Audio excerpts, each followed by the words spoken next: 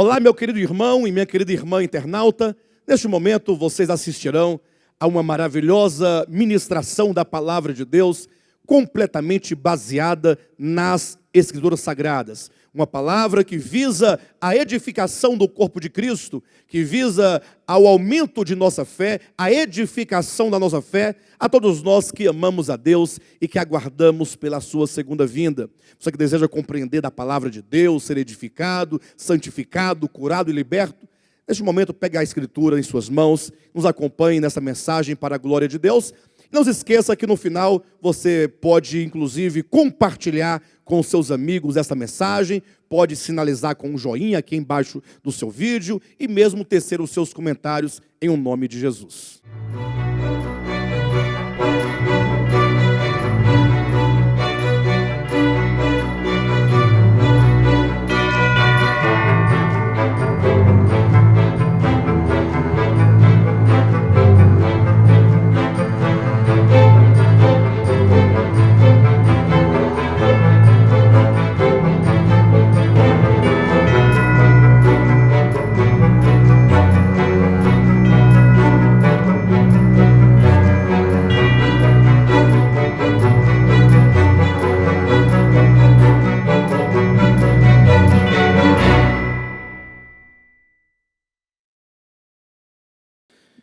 Glória a Deus. Eu quero convidar a todos a pegarem suas Bíblias neste momento.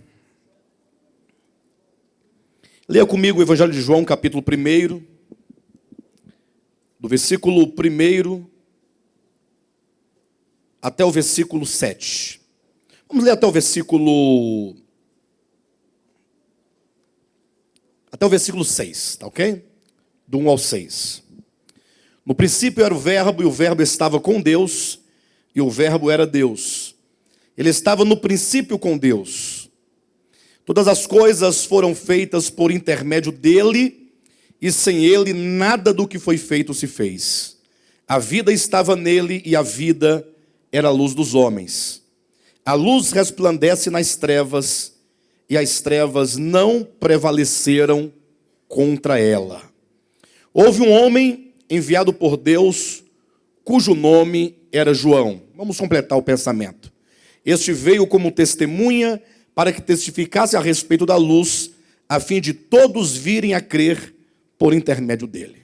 Amém? Glória a Deus. Queridos, nós elegemos este ano de 2017 como sendo o ano do Evangelho de João. O que isso significa?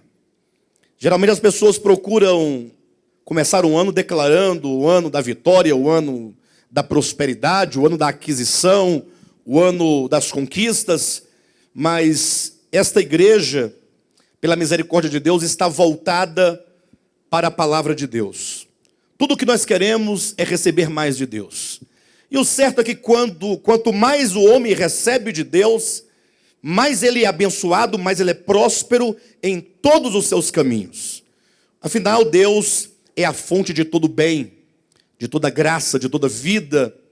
E, portanto, Deus tem colocado no nosso coração que neste ano nós vamos ter comunhão na base deste Evangelho. Se Deus permitir, queremos chegar até o último domingo do ano, ministrando este Evangelho, recebendo de Deus. E o tema que Deus colocou no nosso coração é o reino de Deus e o Evangelho orgânico de João. O reino de Deus e a palavra orgânica de João. O Evangelho orgânico de João. E eu quero começar essa série de mensagens chamando a atenção de todos para 3 níveis que todos nós, ou que todos os homens passam quando estão na busca da verdade. Sobretudo neste ministério que tem primado pela busca da verdade, de querer conhecer a verdade, discernir a verdade, ter uma experiência profunda com a verdade. O fato é que a primeira experiência que alguém tem quando busca a verdade, sobretudo quando vem aqui nesse ministério, de modo particular, é uma experiência de confusão. A pessoa vem, ela ouve a palavra e fica confusa, porque ela não entende muita coisa. A pessoa geralmente acostumada a ouvir mensagens não tanto comprometidas com a verdade de Deus revelada na Escritura, mas acostumada com palavras superficiais, palavras que não exigem a reflexão, palavras que não exigem o pensamento, palavras que tão somente levem as pessoas a sentir algo. As pessoas querem sentir um arrepio, querem sentir uma emoção, querem sentir uma alegria, querem sentir uma sensação. Eles querem ter uma impressão, ainda que seja uma falsa sensação, de que Deus está ali. Como se porventura Deus pudesse ser sentido pelos sentidos humanos. Afinal, a grande verdade da Escritura é que Deus é espírito. E importa que aqueles que o adorem em espírito e em verdade. Então, quando as pessoas se deparam com uma mensagem um tanto mais aprofundada nos ensinamentos de Jesus Cristo, que consta nas Escrituras, elas não entendem muitas coisas, não entendem muitas palavras, não entendem bem o raciocínio, e aí às vezes sai dizendo, não entendi nada. Fui naquela igreja, e o pastor falou muitas coisas, e pregou muito tempo, e no final não entendi nada, absolutamente nada. Isso porque os homens não estão acostumados em ouvir algo com reflexão, reunindo o pensamento, colocando em ordem, para ter o discernimento exato daquilo que a Escritura ensina acerca de Deus. Porém, se a pessoa tem um amor pela verdade, insiste em buscar a verdade, logo ela consegue passar por um segundo estágio. Eu espero que, quantos estejam aqui essa noite, se porventura você se enquadrar no primeiro estágio, que é da confusão, da não compreensão, é que você possa lutar contra isso, uma vez que você ama a verdade, que você deseja por ela, que você insista para que você consiga chegar ao segundo nível de experiência na busca da verdade. O segundo nível é exatamente quando você entra num processo de desconstrução. Você se depara com uma verdade que talvez você ainda não tenha ouvido. Não que nós estejamos aqui trazendo alguma coisa que seja exatamente nova na história. Não. Pelo contrário, estamos trazendo aquilo que está nas Escrituras, aquilo que está revelado, aquilo que está escrito, que os apóstolos disseram e que muitos homens de Deus ao longo do tempo da história nos deixaram, pregaram, ensinaram. O problema é que nós vivemos num tempo de apostasia religiosa. Isso não é nenhum tipo de acusação, e nem de perseguição, e nem de querer. Pelo contrário, a Escritura declara que os últimos dias seriam dias difíceis. Os homens amariam muito mais a si mesmos do que amariam a verdade. Diz que nos últimos dias muitos se apostatariam da fé, por darem ouvidos a espíritos enganadores, a espíritos de demônios. São palavras de Jesus, palavra dos apóstolos.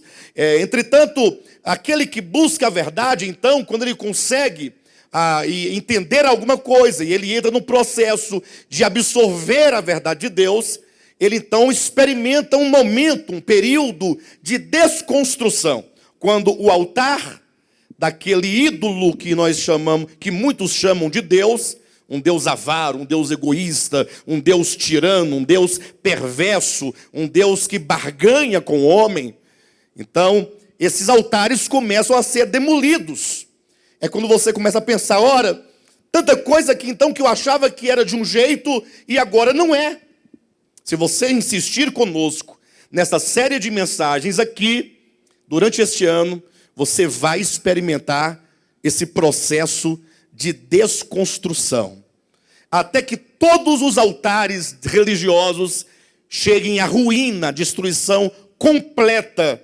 E somente então é que você poderá entrar para o terceiro momento, que é o momento de construção. É preciso que nós façamos uma releitura da Escritura. Que nós venhamos a repensar quem é Deus, segundo as Escrituras. Que nós venhamos a repensar quem é Jesus Cristo, segundo as Escrituras. Que venhamos a pensar quem é o Espírito Santo, segundo as Escrituras. Que nós venhamos a repensar o que é a criação de Deus, segundo as Escrituras. Venhamos a pensar o que é o homem, segundo as Escrituras.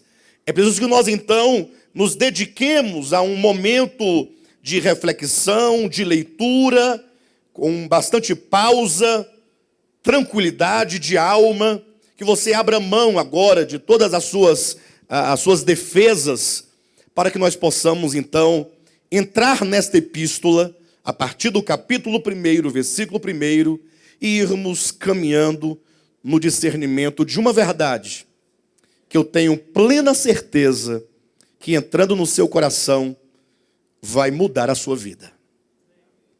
Vai alterar o curso da sua vida. Então, amados, vocês estão convidados, portanto, a ler este evangelho durante a semana e a outra semana e no outro mês. E então, vamos gastar tempo aprendendo o evangelho de Jesus Cristo, segundo João, aqui neste evangelho. Amém? Muito bem. Bíblias abertas. O texto de João começa dizendo: no princípio era o verbo estava com Deus e o verbo era Deus. Ele estava no princípio com Deus, todas as coisas foram feitas por intermédio dele e sem ele nada do que foi feito se fez. Queridos, quando nós pensamos no evangelho, geralmente as pessoas, ao pensarem o evangelho, elas começam pensando na morte de Cristo Jesus a nosso favor, ou mesmo, quem sabe, começam a pensar na encarnação do verbo, ou que seja, como se diz comumente, começam a pensar no nascimento de Jesus Cristo. Se bem que nos dias de hoje não se pensam nem isso, né?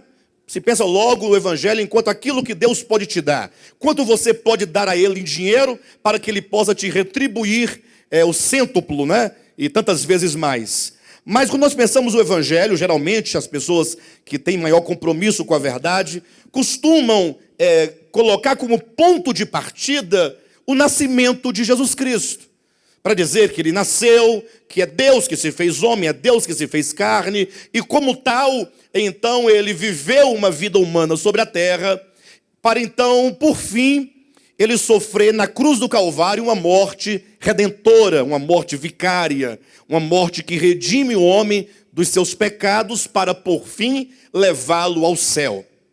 Essa é a suma do evangelho que nós costumamos ouvir constantemente. E ainda que tenha aqui muitas verdades, porque é um fato que o Filho de Deus se fez carne, que ele nasceu, se fez homem, e que ele cresceu, e que ele morreu na cruz do Calvário para nos dar a salvação. Isso são verdades bíblicas. Entretanto, quando se começa o evangelho, a partir dessas premissas, e isso é interessante porque assim começa o evangelho de Mateus, assim também começa o evangelho de Marcos, assim também começa o evangelho de João. Os 3 primeiros evangelhos, chamados sinóticos, eles começam pelo nascimento de Jesus Cristo. No caso de Marcos, começa já pelo ministério de Cristo. Entretanto, Deus, a sua sabedoria, nos deu esse evangelho de João, que nos ensina o seguinte, que ao pensarmos o evangelho, nós não podemos simplesmente começar a pensar esse evangelho a partir do nascimento de Cristo. Precisamos começar a pensar exatamente acerca de quem é este que é o nosso Salvador. Quem é este que um dia haveria de se fazer carne? Quem é este que veio ao mundo com o fim de nos salvar dos nossos pecados? E por outro lado, se nós também não começarmos a pensar o evangelho, entendendo quem nós somos, por que nós estamos aqui, e exatamente de que nós precisamos ser salvos, nós vamos ficar simplesmente aqueles crentes que, ainda que declarem que Jesus nos ama, que morreu por nós, mas não teremos nenhuma experiência real de uma vida transformada, de uma vida curada, de uma vida restaurada. Não teremos nenhuma experiência de fato de salvação. Por isso que João, no seu evangelho, ele começa remontando o princípio. Ele diz, no princípio, que no grego é arquê. Inclusive, a maioria dos filósofos, dos historiadores da antiguidade, eles começaram a pensar a verdade exatamente deste ponto, o princípio. Ou seja, como que todas as coisas vieram a existir. Ou como seria, de onde todas as coisas vieram. E João, então, inspirado por Deus, na sabedoria do Eterno, ele diz que no princípio era o verbo estava com Deus e o verbo era Deus. A palavra verbo no grego é uma palavra logos, que significa exatamente a essência, o ser de Deus. Diz que no princípio era o verbo estava com Deus e o verbo era Deus. Então basta que você faça uma breve pesquisa acerca de como que os antigos, como que os eruditos, como é que essa palavra no passado ela foi pensada, ela foi utilizada. Sobretudo quando João, então, também utiliza essa palavra, o verbo. Ele está dizendo acerca do ser de Deus. Pastor, mas eu aprendi que o verbo é Cristo, que o verbo é a palavra de Deus, que é Jesus Cristo. Sim, mas é isso mesmo. Jesus Cristo, Filho de Deus, é aquele que está no seio do Pai. Conforme diz o próprio Evangelho de João, nós veremos em mensagens posteriores, é dito que ninguém jamais viu a Deus, mas o Deus unigênito, referindo-se a Cristo, que está no seio do Pai, que está no âmago do Pai, que está no coração do Pai, foi quem o revelou. Portanto, quando se usa essa palavra logos, aqui há uma referência ao ser, à essência íntima do próprio Deus, que é o seu Filho, Jesus Cristo. É o Cristo de Deus, que nós vamos ver como que então ele se fez carne. Então, dizendo que no princípio era o verbo estava com Deus e o verbo era Deus, ele estava no princípio com Deus. Veja, todas as coisas foram feitas por intermédio dele e sem ele nada do que foi feito se fez. Você pode repetir comigo dizendo todas as coisas. E se nós disséssemos assim, algumas coisas, estaríamos errados? O que a Bíblia diz? Então repita, todas as coisas. Será que essas todas as coisas incluem você? Todas as coisas foram feitas por intermédio dele. E sem ele, nada do que foi feito se fez. Veja que o apóstolo coloca duas frases, não meramente para repetir, mas para trazer dois sentidos distintos acerca da criação, acerca de todas as coisas, acerca do cosmo. Primeiro ele diz, todas as coisas foram feitas por intermédio. Ou seja, o Cristo de Deus é o agente criador, é aquele que operou a criação. É aquele que trabalhou para que a criação viesse à existência. Por isso todas as coisas foram feitas por intermédio. E então ele diz, e sem ele. E aí a palavra grega sem quer dizer a parte dele, fora dele, sem a essência dele, sem o ser dele, nada do que foi feito se fez. E isso, amados, lança por terra. E eu preciso dizer isso à igreja. Eu preciso dizer isso a você. E eu sei que hoje eu começo a falar de maneira mais clara, de maneira mais pública, ainda que eu não começo hoje a falar o assunto. Mas eu preciso falar para você de uma maneira mais clara, para que você entenda exatamente o que a Escritura está dizendo. João aqui está dizendo que aquilo que hoje é pregado, como que todas as coisas foram criadas, ex nihilo, é uma expressão latina muito usada pelo cristianismo para dizer que todas as coisas foram criadas a partir do nada. Como se Deus fosse um mago, um mágico. E então dissesse assim, eu quero que apareça anjos. Aí fez assim, plim, e eles surgissem. Ué, de onde vieram? Vieram ex nihilo, do nada. E qual é a essência deles? Nada. Porque eles surgiram do nada. E Deus dissesse, eu quero que apareça árvores, e com uma varinha mágica, ou com um dedo mágico, ou apenas com a mente, aparecesse plim, e aparecessem árvores. E depois homens, e tudo mais. Mas João, ele corrige esse entendimento, se bem que é um entendimento a posteriori, porque isso veio a partir do 4º século da era cristã em diante, quando o chamado Santo Agostinho introduziu esse entendimento, o entendimento equivocado, como ele dizia que todas as coisas foram criadas do nada. Do nada surgiu tudo. E João diz, não, todas as coisas, o cosmo criado por Deus, o universo criado por Deus, abre-se um parêntese, daqui a pouco vocês vão entender qual é a gravidade de se deturpar uma verdade tão grandiosa como essa. Vamos entender o porquê que falar isso, ensinar isso e entender isso é de extrema importância na questão evangelho. Aí você vai entender o evangelho, e ao entender o evangelho, a sua vida vai mudar. João diz, olha, todas as coisas foram feitas por intermédio. E não somente o Cristo de Deus, o Logo de Deus, enquanto a essência de Deus, não somente ele foi o agente, o construtor, o operário, como também nada do que foi feito sem ele, sem a natureza dele. Eu sei que alguém vai dizer, pastor, eu não posso concordar. Para mim, todas as coisas vieram de fato ex nihilo. Tudo veio do nada. Então, vamos verificar, e eu quero fazer talvez uma breve correção nesse entendimento. Mas olha aí o próprio Evangelho de João. Veja o versículo, vamos do primeiro. No princípio era o Verbo estava com Deus, e o Verbo era Deus. Ele estava no princípio com Deus. Todas as coisas foram feitas por intermédio dele, e sem ele nada do que foi feito se fez. Observe que no versículo 1 e no versículo 2, nós temos aqui como que se declara que no princípio, esse aqui é o princípio da criação de todas as coisas, é o princípio que todas as coisas que existem, todas as existências, quando eles surgiram, então se estabelece o princípio de todas as coisas. Entretanto, é dito sobre Deus e sobre o Logos. No princípio era o Logos. O Logos, ele não é criado. O Logos, ele é eterno.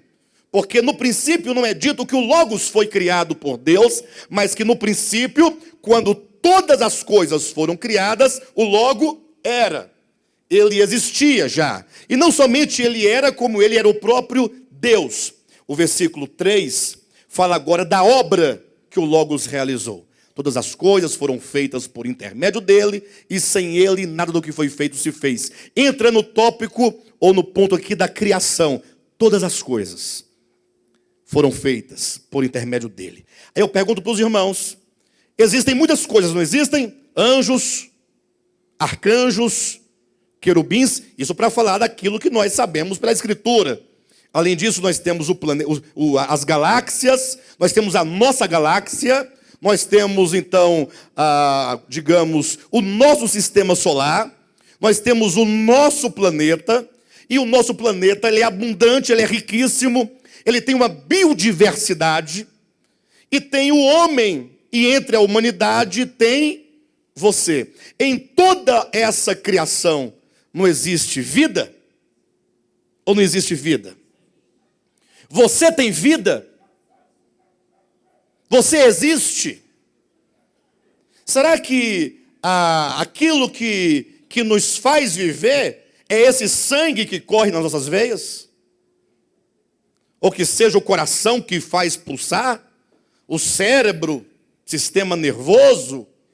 O que nos dá vida? A vida é um grande mistério. Em nenhum lugar da Escritura você vai encontrar dizendo que Deus criou a vida. Não, Deus criou os seres. Agora, a pergunta é, qual é a essência mais íntima de cada ser? Olha o versículo 4. A vida. Diga comigo, a vida. Essa vida que está em você, que está numa flor, que está numa árvore, num peixe, numa ave, num gato, num cachorro, num macaco. A vida que é tão linda, que é tão bela, que é tão complexa, a vida estava nele. Ou seja, esta vida que agora está na criação, ela estava originalmente nele. Isso está em pleno acordo com o que o próprio João, na sua primeira epístola, capítulo 1, versículo 2, ele declara, quando ele diz assim, olha, e a vida se manifestou, e nós a temos visto, e dela nós damos testemunho. Quando João fala acerca do Cristo de Deus, e na sua epístola ele vai dizer, olha, o que era desde o princípio, o que os nossos olhos viram, nossas mãos apalparam, com respeito ao verbo da vida, sempre falando do Cristo de Deus, aí ele faz aquela declaração que poucas pessoas pararam por um momento para refletir. Muitos já leram, muitos pregadores já anunciaram, mas pare um pouco para refletir e pensar, quando João diz, e a vida se manifestou. A vida tão misteriosa, a vida que a todos faz existir. Essa vida é o Cristo de Deus. Por isso que o Logos é a essência mais íntima de Deus. Não é sem razão que o próprio Cristo declarou, eu sou o caminho, eu sou a verdade, eu sou a vida. Quem é a vida? Hã? Responde, você está com medo de quê? Está com medo do diabo? Do Satanás? Do demônio? Pelo contrário, quando você começar a compreender essas coisas, o demônio terá medo de você. É verdade. Quando você começar a compreender, puxa vida, então a essência mais íntima que me faz existir, não é que eu sou, não. Eu sou criatura de Deus. Tudo foi feito por intermédio dele. Entretanto, ele colocou uma essência íntima dentro da criação, que é a vida e que a faz viver. Por isso que a criação é a coisa mais bela e mais complexa que existe. É uma coisa maravilhosa, uma coisa espantosa. A vida estava nele. Para os irmãos terem uma ideia, só para que nós leamos aqui um texto que possa nos trazer a verificação de que a Bíblia declara que as coisas e todas as coisas que existem, declara alto e bom som, elas não vieram do nada. A Bíblia diz de onde todas as coisas vieram. Querem ver? Abra sua Bíblia em Hebreus. Hebreus capítulo 11, que é capítulo 11 de Hebreus, quando o apóstolo fala da criação, como que Deus fez todas as coisas. Diz assim, olha, capítulo 11, versículo 3. Pela fé, entendemos que foi o universo. Só uma pausa. Tem alguma versão aqui que diga, pela fé cremos que os mundos, plural, mundos, cosmos, são mundos? Para que você não fique aí pensando que a Terra é um único mundinho que está aí solitário nessa imensidão. Deus é tão rico que quando Deus cria, Ele cria os mundos. Isso não te empolga? Pastor, mas você crê em ET? Calma. Esquece o ET do dedinho. E se lembre que ET quer dizer extra, que quer dizer além. Alienígena, além, extraterrestre. Existe vida além da Terra? É lógico, se você crê em anjos, você crê em vida extraterrestre. Agora, não queremos entrar nos méritos, né? Nesses méritos, mas que você entenda. Pela fé entendemos que foi o universo, que foram os mundos formados pela palavra de Deus. Palavra de Deus aí é pelo Logos divino. O mesmo Logos que está lá em João, capítulo 1. Então é dito que os mundos foram criados pelo Logos divino, pela palavra divina. De maneira que o visível,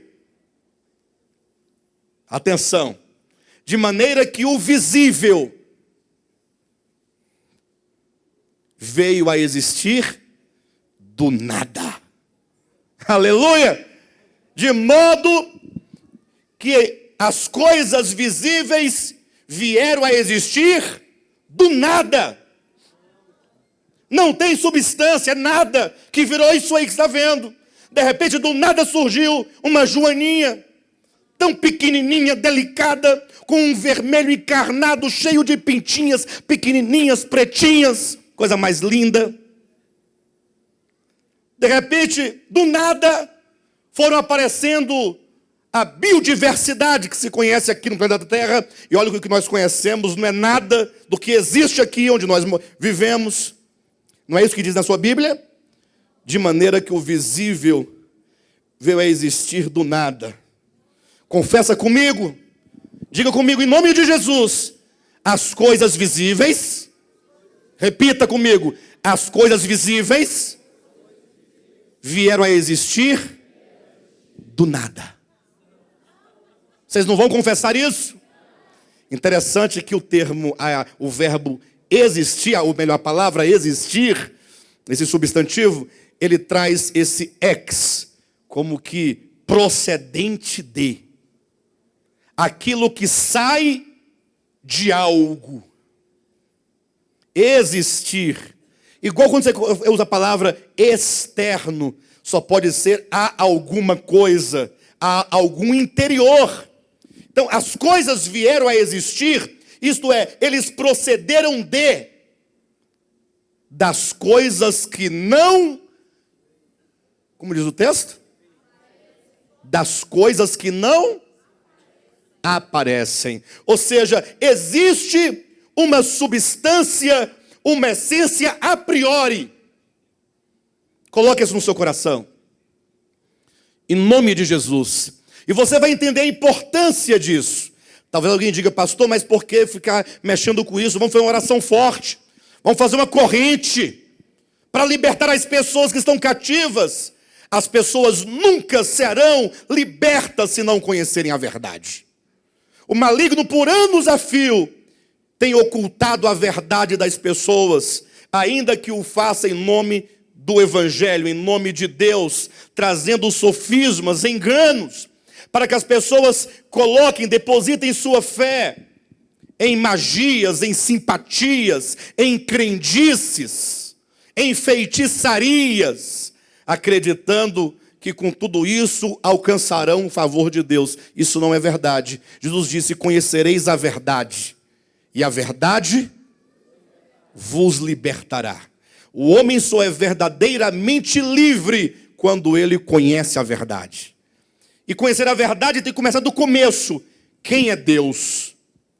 O que Ele criou? Como Ele criou? O apóstolo diz, pela fé nós entendemos que os mundos foram formados pela palavra de Deus, de maneira que o visível veio a existir ou procedeu das coisas que não aparecem. Então, se há coisas a priori, e dessas coisas a priori procederam as coisas que são visíveis, significa então que esses mundos visíveis, eles procedem daquele que é a essência de Deus, daquele que é a vida. Basta que você abra também sua Bíblia em Atos capítulo 17. Vejamos. Atos capítulo 17, versículo 26 em diante. De um só fez toda a raça humana para habitar sobre a face da terra, havendo fixado os tempos previamente estabelecidos e os limites da sua habitação, para buscarem a Deus. Se porventura tateando o possam achar, bem que não está longe de cada um de nós, pois nele vivemos e nos movemos e existimos, como alguns dos vossos poetas têm dito, porque dele também somos geração. Olha quantas afirmações faz o apóstolo Paulo. Primeiro, nele, em Deus, no Logos Criador, no Logos pré-existente à criação, no Logos eterno, no Logos transcendente, naquele que é absoluto, aquele que é infinito, o único que pode ser chamado verdadeiramente de ser. Inclusive, quando o próprio Deus se manifesta e se revela a Moisés, ele diz o quê? Diga ao povo que o eu sou é o ser, é o único que te enviou. Então é dito que nele, é nesse ser eterno que nós vivemos. Onde é que você vive? Onde é que você vive? Pastor, eu não concordo, problema seu, você vive nele. O ateu não crer em Deus, não tem problema. O ateu só pode viver nele. Porque o ateu, a despeito da sua ignorância, da sua cegueira, ele não tem vida em si mesmo. Porque Deus é a vida. Então nele vivemos. E nele nos movemos. Em quem você se move?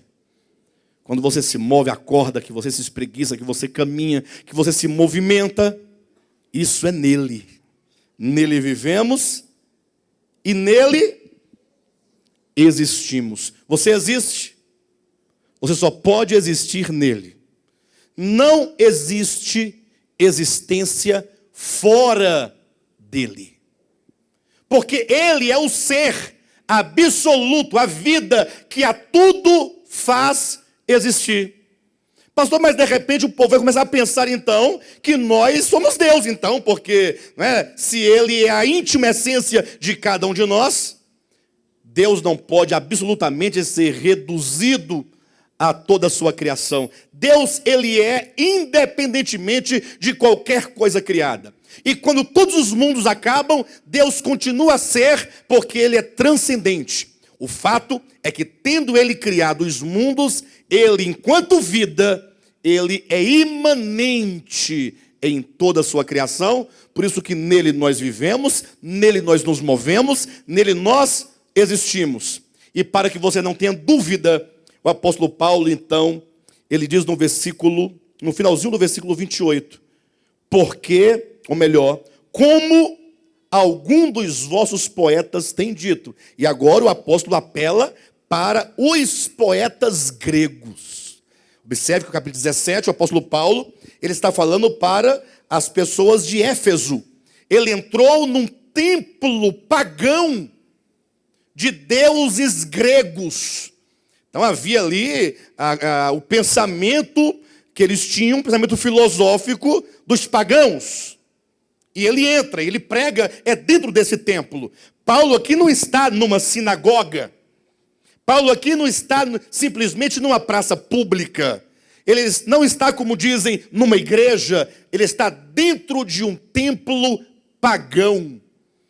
E ele diz assim, para essas pessoas todas, para esses pagãos todos, entenda que esses que estão ouvindo, eles não eram nem judeus, que dirá cristãos, porque existe um espírito faccioso, um entendimento faccioso, e talvez por falta mesmo de leitura e de informação, que se declara que filho de Deus é somente o crente evangélico. Não é nem o católico, coitado. É o crente evangélico. E o pior que diz que quando o crente evangélico, por algum motivo, deixa de congregar, também teria deixado de ser filho de Deus. É uma coisa muito instável. Só é filho de Deus aquele que... Daqui a pouco os irmãos vão entender. Eu sei que vem muitas perguntas, tenham paciência comigo. Estamos apenas nos primeiros versículos de João. Mas o fato é que Paulo, estando dentro de um templo pagão, pense comigo. Quantos pagãos não havia ali? Quantos pagãos não estavam ali que nunca tinham ouvido o evangelho? E Paulo diz, olha, Deus, olhem para mim, vocês todos pagãos. Vamos fazer a simulação. Não são vocês aqui não. Mas no templo pagão, olhem para mim. Inclusive havia lá um altar, dito altar ao Deus desconhecido. E Paulo diz, é exatamente esse Deus que vocês não conhecem, é o Deus que eu precisamente vos anuncio. Deus fez toda a humanidade de um só homem, para que esta humanidade o busque, para que os homens o busquem. Se bem que eu não tenho certeza se tateando os homens o possam achá-lo. Mas o fato é que nele nele, em Deus, nós existimos. Nós quem? Nós evangélicos. Nós os apóstolos. Nós os crentes do primeiro século. Gente, ele está no meio de uma assembleia de culto pagão. Ele diz, nele nós vivemos. Nele nós nos movemos. Nele nós existimos. Ou seja, nenhuma criatura, mesmo esses pagãos de Atenas, eles estão fora de Deus. Todos estão.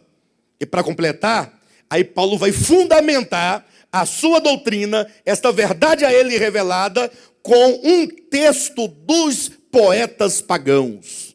Está espantado? Olha na sua Bíblia. Olha aí, ó. Versículo 28. Pois nele vivemos e nos movemos e existimos, como alguns dos vossos poetas têm dito, porque dele também somos geração. Você é geração de Deus? O que significa geração? Que ele te gerou.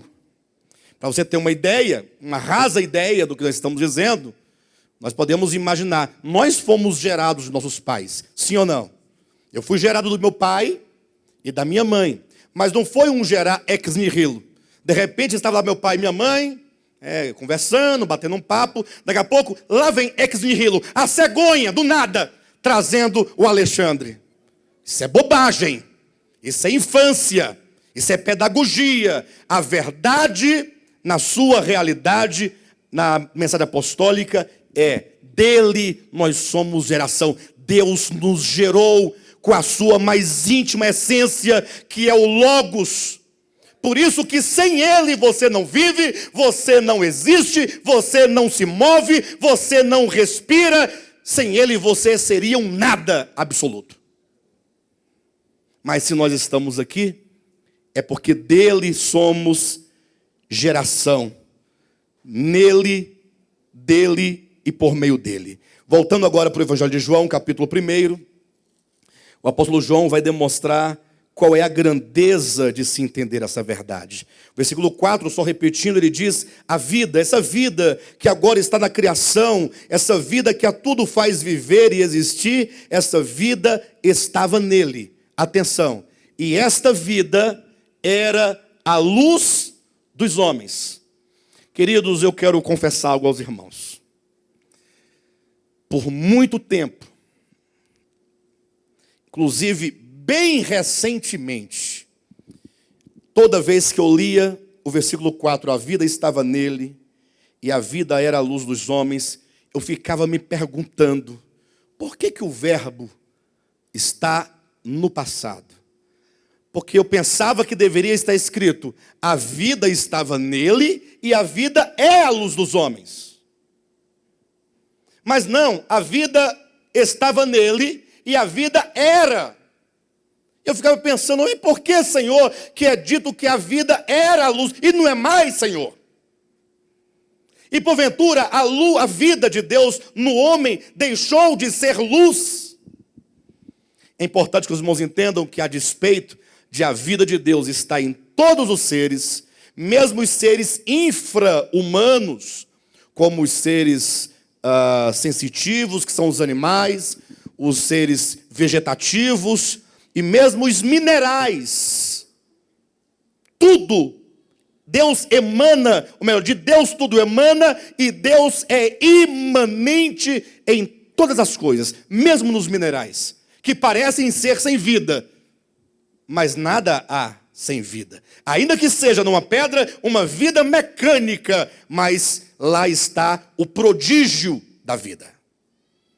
De sorte então que aqui é dito, a vida que estava nele era a luz dos homens, não a vida dos animais, ou melhor, não a luz nos animais, nem nas demais criaturas, mas falando dos homens.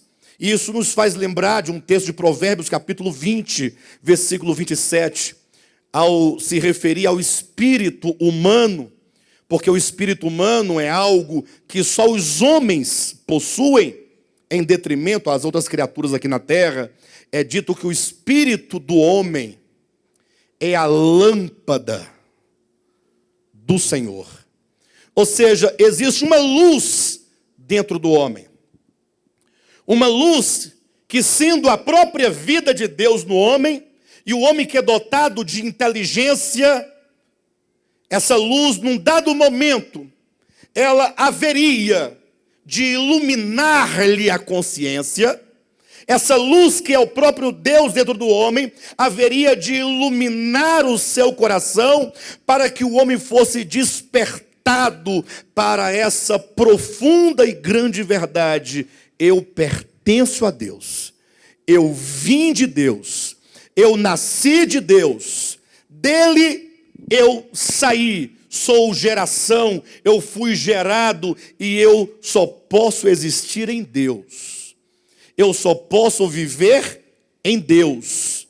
Eu só posso me mover em Deus. Essa luz dentro do homem, atenção, essa vida que nos homens é a luz, a vida estava nele, que agora está na criação, era a luz dos homens, e essa luz tem esta finalidade, de levar o homem a uma plena consciência de quem é Deus, e uma plena consciência de quem nós somos. Enquanto os homens não forem iluminados por essa luz, e eles chegarem a essa plena consciência de saberem que existe o ser eterno, e que só esse ser eterno é, porque ele é absoluto, ele é o infinito, ele é onipresente, ele é todo poderoso, ele é onisciente, ele é Deus. Enquanto o homem não entender que ele, enquanto criatura, não é nada, você em si mesmo não é absolutamente nada. Ou melhor, o homem sem Deus, o homem em si mesmo, ele é um nada. E Deus então colocando a sua vida no homem, cujas faculdades são capazes, de discernir, de compreender, Deus dotou o homem de inteligência humana. Essa luz era e a vida era a luz dos homens. Diz era porque quando João ele escreve o seu texto, ele começa numa ordem. No princípio era o verbo. Ele começa lá de trás. Se ele diz no princípio era o verbo, você vai, pastor, mas o verbo era ou o verbo é? Não, ele quer dizer que naquele passado distante, porque nós estamos aqui presos no tempo. Se nós então olharmos para o passado, buscando o princípio, nós vamos dizer, ele era. Se lá nós estivéssemos, diria, o verbo é. Então nós estamos aqui, então nós só podemos dizer que o verbo era. Aí ele vem vindo de lá para cá. E este verbo que era Deus, e que naquele momento estava com Deus, ele criou, olha o passado. Olha que ele vem do passado para o presente. Ele criou todas as coisas.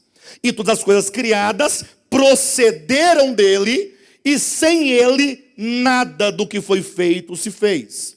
E, portanto, a vida que está na criação é a vida que estava nele, e esta vida era a luz dos homens, porque agora ele situa o homem no seu passado, o homem na sua origem, o homem criado, com toda a capacidade de crescimento, de evolução, de entendimento. Ele então tinha a vida de Deus dentro de si, e essa vida era a luz, que num dado momento iria levá-lo à plena conscientização de quem Deus é e de quem o homem é. Só teve um problema. E veja como João constrói o evangelho. Porque o evangelho é a boa notícia de que Deus nos construiu, nos deu um caminho para que nós possamos reverter o processo da queda. Nós estamos entendendo o que foi a queda. Então, se o homem dotado da vida, e agora essa vida que é a luz, para fazê-lo ver, para iluminá-lo, o que aconteceu quando o homem, ou quando a inteligência do homem, ela chegou num grau de discernimento? Lembram lá de Gênesis capítulo 3, que fala de uma tal de árvore do conhecimento. De quê? Do bem e do mal. Naquele momento, quando a luz haveria de lhe iluminar. Versículo 4, a vida estava nele, e a vida era a luz dos homens. No exato momento, então, em que o homem, ele está naquele momento em que ele adquire o conhecimento do bem e do mal, entendam isso, porque se a árvore é do conhecimento do bem e do mal, é conhecimento, antes desta árvore, o homem tinha o conhecimento do bem e do mal. Então existe um momento na história humana que o homem adquire esse conhecimento. E é neste momento que a luz, ou que a vida de Deus que está no homem, que é luz, para iluminá-lo, para fazê-lo compreender que ele não pode viver sem Deus, não pode existir sem Deus, não pode se mover em Deus, porque dele nós procedemos, porque ele é o Logos eterno, porque o Logos estava com Deus e era Deus, o Logos, portanto, é a íntima essência de Deus, o Logos é a vida. Neste momento, ocorreu um problema. Olhe na sua Bíblia, João capítulo 1, versículo 5. A luz resplandece nas trevas. Então houve um conflito de luz e trevas dentro do homem. Pastor, eu entendo que isso aqui é a luz exterior e as trevas exteriores. Não. Está falando que a vida dentro do homem é a luz de Deus dentro dele. Crendo você ou não, gostando você ou não, independentemente de qualquer coisa, a vida de Deus está dentro de você e ela é luz. E a finalidade é te levar a essa consciência acerca de Deus, acerca do Logos, acerca da criação, acerca de você mesmo. Mas é dito que, resplandecendo a luz resplandece nas trevas, e as trevas não prevaleceram contra ela. Estranho. E eu sou honesto com os irmãos. Esse era um outro ponto em que eu lia e eu ficava tentando entender. As trevas não prevaleceram contra ela. Quando a luz, se aqui estivesse se referindo, atenção, se aqui estivesse se referindo ao momento em que Cristo, enquanto a luz do mundo se encarnou e veio ao mundo, poderia se dizer desta maneira? Olha só para os irmãos terem uma ideia, capítulo 1, versículo 8. Ele não era a luz. Ele aqui se referindo, desculpe-me, a João Batista, tá? Porque eu saltei alguns versículos. Mas veio para que testificasse da luz, a saber, a verdadeira luz que vinda ao mundo ilumina todo homem. O verbo estava no mundo, o mundo foi feito por intermédio dele, mas o mundo não o conheceu. Veio para o que era seu, mas os seus não o receberam. Pode-se dizer aqui que as trevas não prevaleceram contra a luz? Pessoal, me ajuda. Vamos pensar um pouco, porque se nós não pararmos para pensar o que está sendo dito, a gente lê e não entende o que está sendo dito. Poderia-se dizer aqui, a luz veio ao mundo, perfeito? A encarnação de Cristo. Cristo é a luz, ele veio ao mundo. E aí então, ele veio para o que era seus, e os seus falaram, não queremos você. Poderia-se dizer que as trevas não prevaleceram? Deveria dizer o quê? As trevas prevaleceram. E isso são conflitos, e quando eu leio, eu fico pensando, Senhor, qual é a saída? Eu tenho que entender isso aqui. Alguém aqui, porventura, tem uma Bíblia na versão corrigida? Que poderia ler em alto e bom som? Ou ler alto e bom som? Alguém tem? Versão corrigida. A Bíblia que tem, o que diz na sua Bíblia? Fica de pé e leia em voz alta. Por gentileza.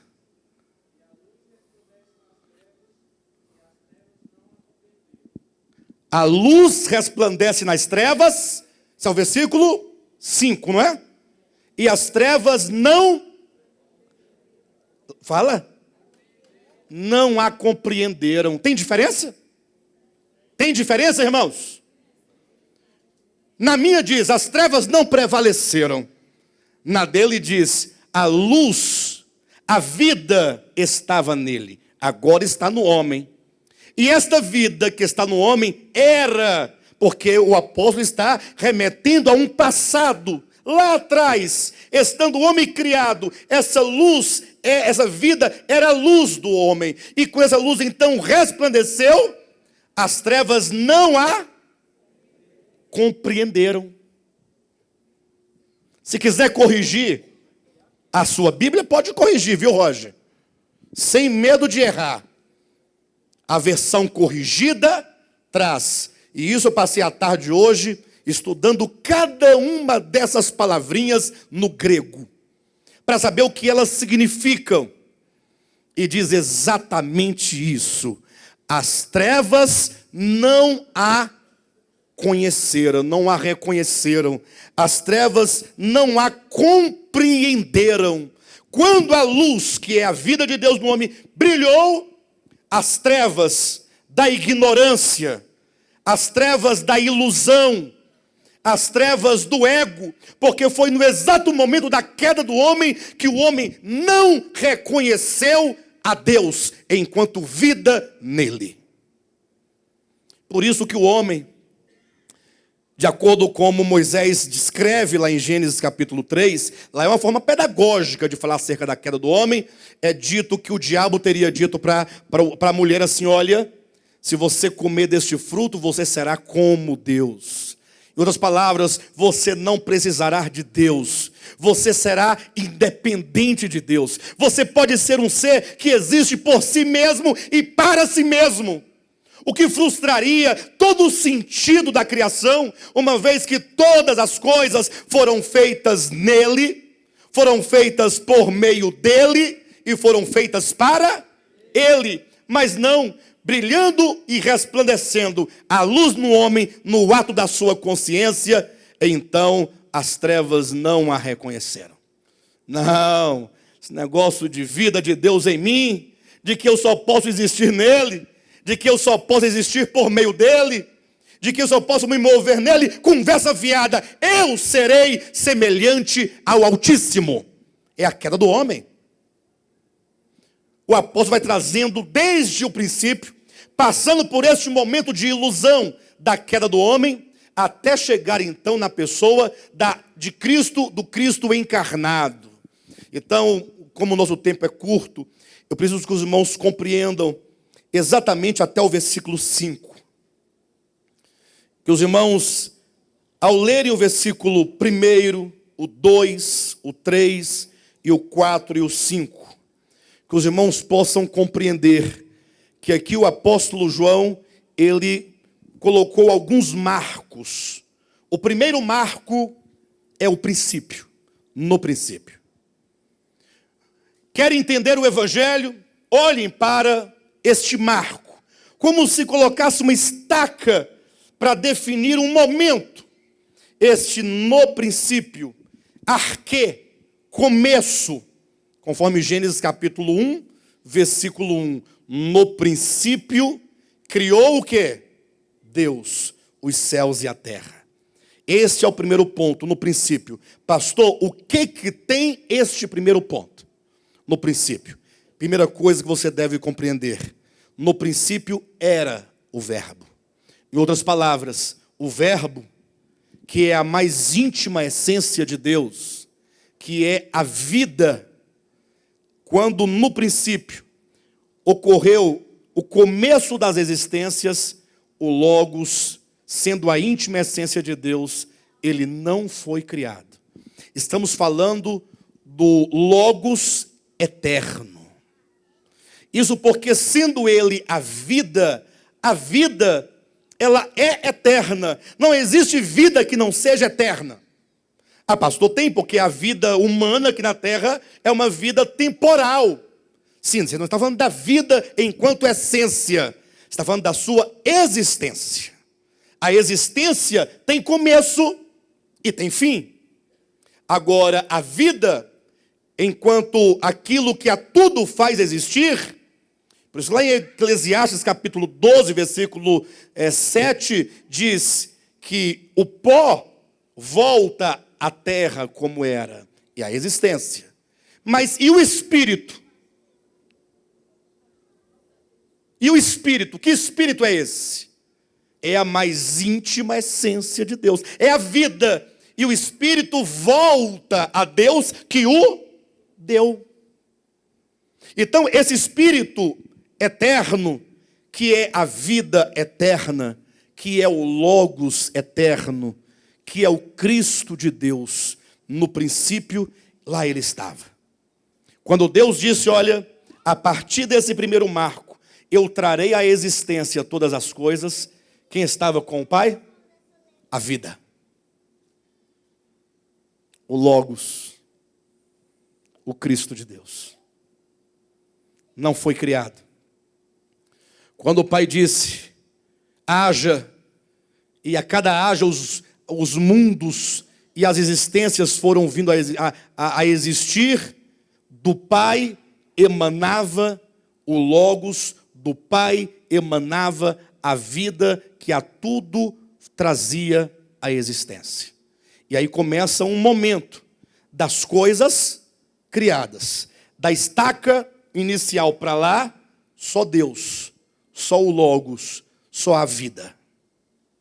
A vida, atenção, eu estou do lado de cada estaca. A vida é. Não foi criada, não foi gerada, não teve começo, não tem fim. É Deus. Aí ele estabeleceu um momento e agora começa a criação. Aí é o segundo momento, quando diz que todas as coisas criadas, eu quero que você entenda isso, foram criadas por Ele. Foram criadas nele. E foram criadas para Ele. Todas as existências foram geradas por Deus a partir desta vida que é o Logos. Esse Logos é a vida de todas as coisas. E esta vida nos homens é a luz de Deus. Olha o que está aqui em João capítulo 8, rapidamente. Os irmãos estão entendendo esses momentos? Capítulo 8, versículo 12. De novo lhes falava Jesus, dizendo, eu sou a luz do mundo. Eu sou a luz de quem? Do mundo. Quem me segue não andará em trevas, pelo contrário terá a luz essa luz da vida. Por isso que a vida é a luz. Então, tratando-se dos homens, essa vida de Deus nele é a luz. Qual é a finalidade dessa luz? Qual a finalidade dessa luz?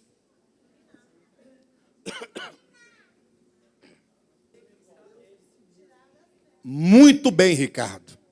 Deus te abençoe. Essa luz, que é a vida de Deus no homem, é para clarificar a consciência do homem e levá-lo ao conhecimento de quem é Deus e do que Ele é. Para que o homem saiba, eu fui gerado de Deus. E se eu sou gerado de Deus, então a vida de Deus está em mim e, portanto, eu vivo nele, existo por Ele e me movo nele. Isso geraria uma plena consciência de origem e, portanto, de dependência. Porém, quando essa luz resplandeceu, o que aconteceu? As trevas não a compreenderam. Quando veio o entendimento, a inteligência, que o homem se deu como um ser no mundo, as trevas do pecado no coração o enganou e ele não reconheceu absolutamente que Deus é tudo e que o homem sem Deus é um nada. E aí começou uma era de ilusão. Quando diz que o pecado entrou por meio de um homem e pelo pecado entrou a morte, é porque a partir deste momento em que o homem não reconheceu, as trevas não reconheceram, então essa luz, o homem começou um momento de ilusão. Querer ser igual a Deus, achar que é igual a Deus, achar que pode existir sem Deus, achar que pode viver sem Deus, achar que pode se mover sem Deus, achar que ele é alguma coisa sem Deus. E aí então o homem entra num processo de ignorância. Abra sua Bíblia em Efésios rapidamente, capítulo 4, e veja exatamente o que é dito. O apóstolo Paulo falando aqui no versículo 17 e 18, acerca do homem caído. Como que o homem entende a questão da vida de Deus, ou como que o homem não entende, né? 4,17. Isto, portanto, digo, e no Senhor testifico, que não mais andeis, como também andam os gentios, na vaidade dos seus próprios pensamentos. Atenção, aqui o apóstolo Paulo está dizendo à igreja, e teoricamente falando, a igreja seria aquela que tem a compreensão, ou que adquiriu a compreensão, ou que atendeu à iluminação de Deus dentro dela. Não é assim que nós pensamos? Teoricamente a igreja não está iluminada agora? Então ele adverte, para que nós não andemos como andam os gentios. Nesse caso, os gentios eram aqueles que ainda estavam na condição de pecadores, ou que, sendo pecadores, ainda não haviam reconhecido a sua condição. Os irmãos entendem isso? Não andeis como andam os gentios, mas o que nos importa aqui é como andam os gentios. Eu quero entender como é que anda o homem desde que ele caiu. Qual é a condição do homem na sua queda? E que queda é esta? Como essa queda opera dentro do homem? E ele diz então no versículo 17, que não andeis como andam os gentios, vírgula, na vaidade dos seus próprios pensamentos. E foi exatamente isso que ocorreu na queda do homem. O homem se tornou vaidoso. E a vaidade é uma questão interessante. Talvez vocês tenham ouvido muito falar sobre vaidade nas igrejas mais rigorosas, né?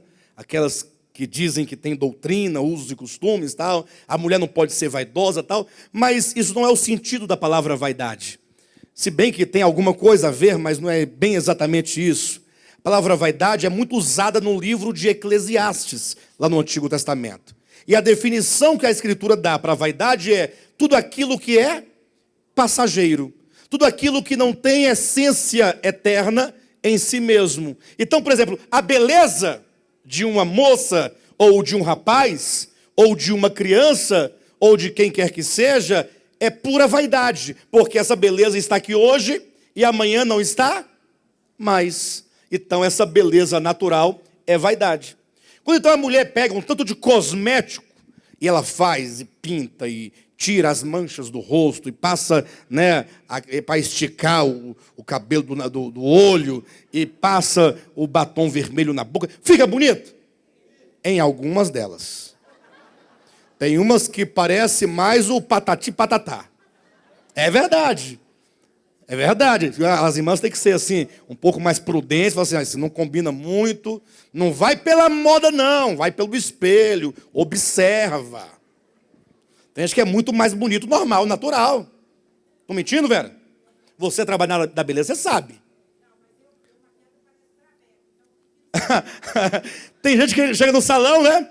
E aí fala assim, eu quero cortar meu cabelo. Tem aí uma revista de cortes, aí pega aquele corte daquela atriz. Aí eu quero o cabelo desse jeito. Não vai ficar, gente. Pelo amor de Deus. Vai ficar, irmã Vera? Não vai, não tem jeito. Então, vaidade quer dizer isso. A pessoa se pinta, fica bonita, só que aí vem uma chuva, tira, né, a maquiagem, vem o ar-condicionado, o cabelo perde a chapinha, encolhe. Então aquela aparência era vaidade, no sentido de ser o quê? Temporário, passageiro. Então, quando diz que os gentios andam na vaidade dos seus pensamentos, é que ele adquiriu a ilusão de achar que era eterno.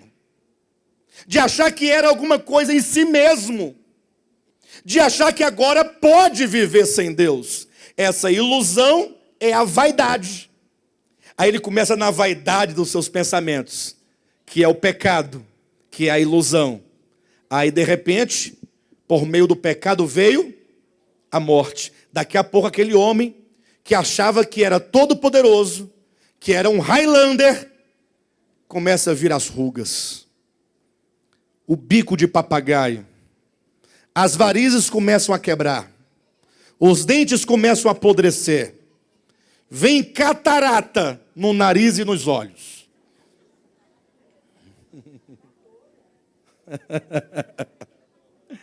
Aí o homem, ainda assim, porque ele é vaidoso nos seus pensamentos, ele continua achando que ele ainda é.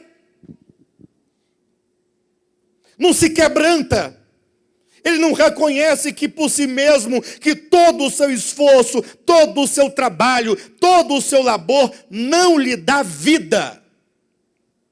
O homem está caminhando a cada dia para a morte. Não andeis como andam os gentios na vaidade dos seus próprios pensamentos, obscurecidos, as trevas aí, de entendimento. O entendimento obscurecido, enegrecido, não consegue compreender a luz de Deus. No fundo ele sabe que ele não é, ele sabe porque, só que ele não consegue compreender isso. Por isso que ele é arrogante, por isso que o homem é orgulhoso, por isso que o homem pisa no outro, por isso que o homem mata o outro, por isso que o homem despreza a Deus, por isso que Deus é a última coisa que existe na vida de um ser humano. O ser humano prioriza tudo. Prioridade número 1, eu. É ou não é? Mas espírito, alma ou corpo? Corpo bem vestido, bem alimentado, bem agasalhado, bem penteado, bem tudo. Aí depois, qual é a próxima prioridade? Aquilo que é meu. Minha mulher, meu filho, meu carro, minha casa, meu emprego, meu dinheiro. E depois, prioridade, é aquilo que será meu, que eu vou conquistar. É ou não é? Eu tenho que comprar outra casa, outro carro. Eu tenho que pensar na aposentadoria. Jatinho? Não, ninguém pensa nisso não, só os maiores. Nós aqui pensamos em coisas menores. Por todos os efeitos, primeiramente eu, depois aquilo que é meu, depois aquilo que será meu. E Deus? Não, Deus é muito bom, ninguém vive sem Deus. Mas isso é apenas um jargão. Buscar em primeiro lugar o reino de Deus, colocar Deus em primeiro plano, não é simplesmente ir à igreja. Ir à igreja é apenas uma necessidade dentre tantas outras. Buscar em primeiro lugar o reino de Deus é buscar ser inserido na criação de Deus como aquele que reconhece a Deus e reconhece o governo de Deus. Aquele que anda esclarecido disso. Os gentios não. Eles estão obscurecidos de entendimento, alheios à vida de Deus. Ou seja, eles vivem como se não tivesse esta vida. Eles ignoram esta vida. Eles vivem como se a vida fosse deles mesmos. E como se eles tivessem vida em si mesmos. E como se não precisasse de Deus para nada. São essas trevas do entendimento que o leva a viver alheio à vida de Deus. E por quê? Eles são alheios à vida de Deus porque eles não a têm, é isso? Alguém diria, pastor, se eles vivem alheios, significa o quê? Que eles são alheios porque não têm a vida de Deus. É isso que diz a sua Bíblia? Por que eles vivem alheios à vida de Deus? Por causa da ignorância. Ignorância quer dizer por não saber. As trevas não lhes permite saber, por causa da ignorância em que vivem. E essa ignorância é em razão da dureza do coração. Esta é a condição do homem que, tendo sido gerado de Deus, tendo ele provindo de Deus, tendo ele a vida de Deus, que é a luz dos homens, quando essa luz resplandeceu, veio o pecado, e o pecado não atendeu, não compreendeu, e o homem entrou agora num estágio de pecado, num estágio de vaidade, numa condição de morte, e por causa da dureza do coração, eles não sabem, eles não percebem, eles não compreendem, por isso vivem alheios à vida de Deus. Então, essa parte, desde essa ilusão, fala dos homens na condição de pecado. Por isso, e aqui eu quero encerrar a minha fala essa noite, é que diz no versículo 6, houve um homem enviado por Deus, cujo nome era João. Atenção, olhem para mim. Irmãos, percebem que há uma ordem. No princípio, o verbo era. Do princípio para cá veio a criação.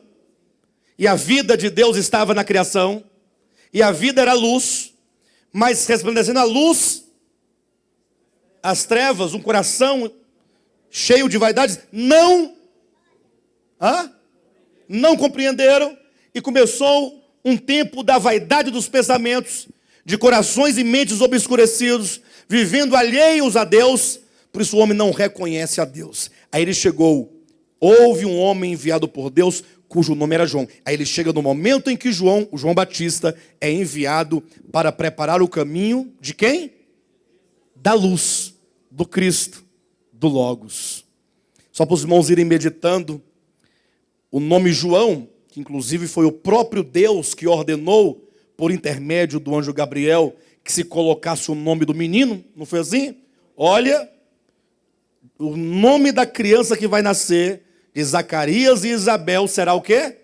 João. Quer dizer, sabe o quê? Yahvé é um doador gracioso. Deus é um doador gracioso.